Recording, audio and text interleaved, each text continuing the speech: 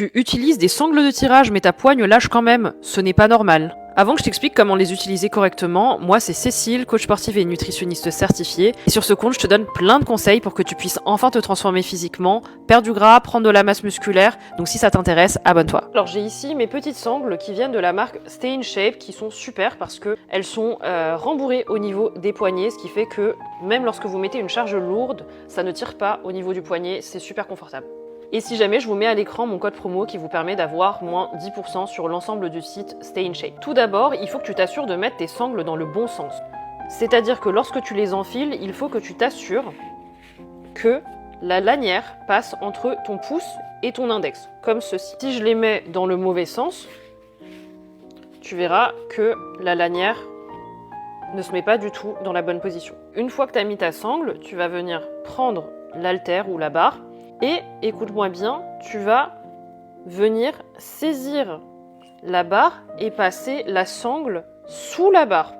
Donc du côté opposé à ta paume de main. Il ne faut pas passer ta sangle comme ça. En gros, la barre devrait toujours être entre ta paume de main et la sangle.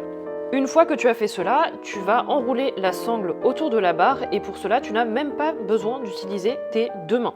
Une fois que ta main est sur la barre, tu vas venir positionner ton pouce sous la sangle. Tu vas la faire basculer comme ça de l'autre côté. Je refais le mouvement. Je saisis la barre avec mon pouce sous la sangle.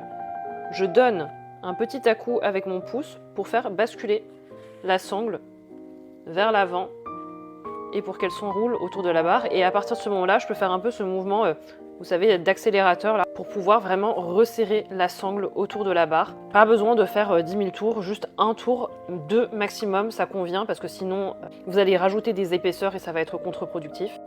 Et là, normalement, c'est good. Tu peux soulever des camions sans avoir un grip qui lâche. J'espère que cette vidéo t'aura été utile. Si jamais tu es perdu dans ta progression à la salle et que tu sens que tu as besoin d'être accompagné, je suis coach sportive et nutritionniste certifiée. Je te laisse cliquer sur le lien en bio et abonne-toi pour plus de conseils.